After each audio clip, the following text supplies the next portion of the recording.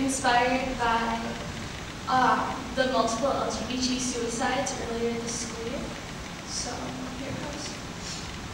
Phobia. Well, I must be pretty scared with so many still in fear. You're shaking in your boots just because Johnny might be queer. And maybe you don't like it, but hey, guess what? We're here. Remember the kid you saw last week and said, "Go die, you perverted fag"?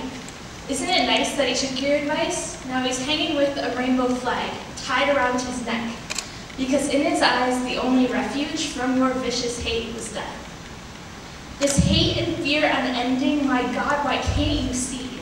My brothers are all dying and you're afraid of me? At 14, a young girl is forced from her home. She's got nowhere else to go.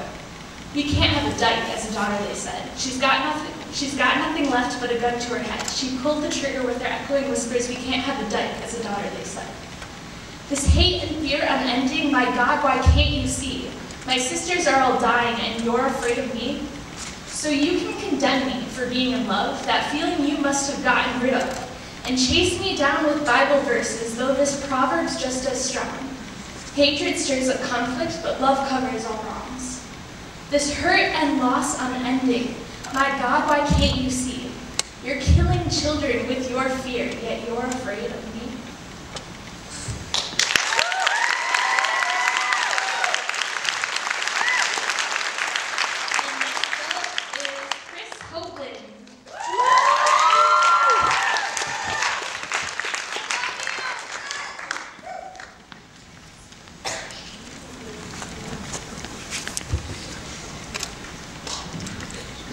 Chris Hoagland, 2 poems, starting now. First poem, The Tiger and a Man, or The Conclusions That I Make and Advice I Never Take, that's the title. I saw your face darken, for the first time, on a humid night, the rainy soft wind blowing in to relieve us from our fevered dreams. The breeze somehow swept light across your face, illuminated only you in the pitch black room. I had never watched you sleep before. You looked so sick. Your heavy breathing kept me at unease. Your skin pulsed a rabid kind of purple, deep indigo that rooted from your veins. The portion of your breath that didn't run straight to my heartbeat escaped your lips in a sigh so desperate that I had to stop breathing and wonder, how can someone so beautiful sleep so sadly? Maybe you weren't sad. You could have been dreaming about someone beautiful, or a brand new car, or paradise, or your grandmother's cooking, but something about the way your eyes were only half closed told me that you were dreaming of forgiveness. Something told me that you were dreaming that you could take it all back, that you could unbreak these hearts, return them, and go home. At least, I know that's what I dream about. But only when I'm dreaming awake. See, when I sleep, I dream of holding you, nothing more and nothing less. That day, I had noticed a different stain in the windows that you call your lips, blood red, faint yet still noticeable to an admiring eye, as if you had recently made a kill and tried to scrub the savage off of your lips in time to deceive the next one. I saw it. I can't believe I fell into that trap. However, I blame it on my animal instinct and not on my mind. It reminds me of a time when I caught on too late. Backing up, in the passenger seat of my mother's car, I saw the light pole behind us. I did not call out until I was certain we would hit it. We crashed. Never wanting to be accused of being overcautious, and I never have been. I need to work on that, being more cautious, I thought to myself, consciously thinking about being more conscious as I unconsciously fell face first into the rabbit hole with butterflies in my stomach, and instead found a sleeping tiger.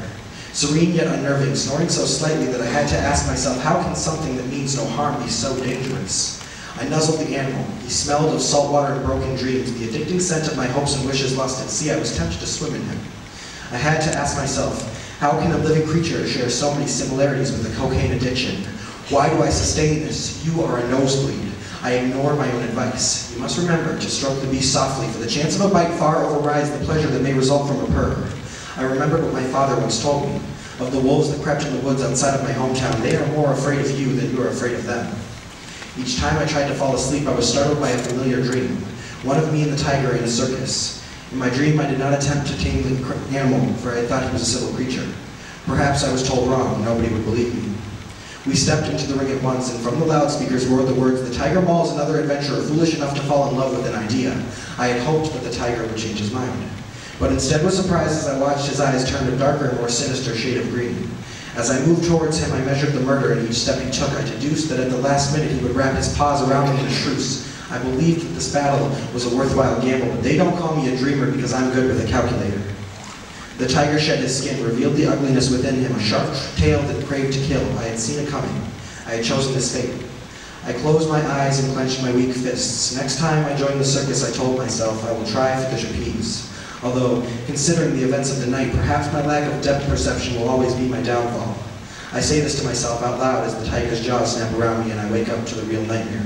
Watching you sleep, I come to the realization that you are the worst kind of threat. The kind that doesn't know how dangerous it truly is, and I have to ask myself, how can someone so beautiful sleep so ugly?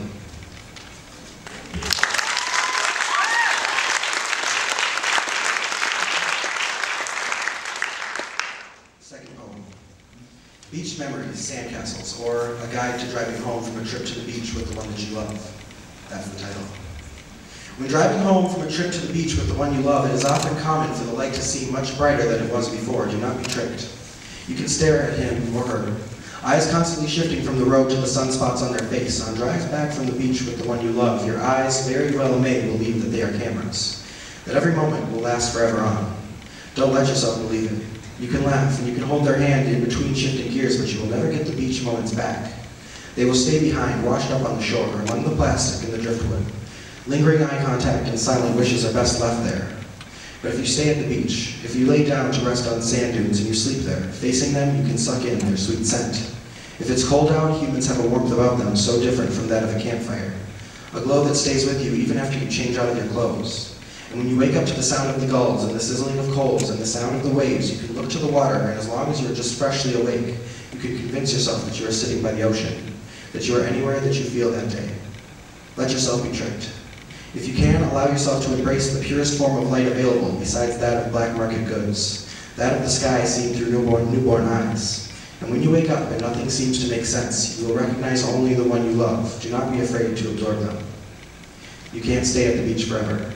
When the time comes to leave, collect the plastic and the driftwood, the disconnected memories and moments, and build a castle with the one you love. When you're finished, drive home, tuck yourself in, and forget it ever existed.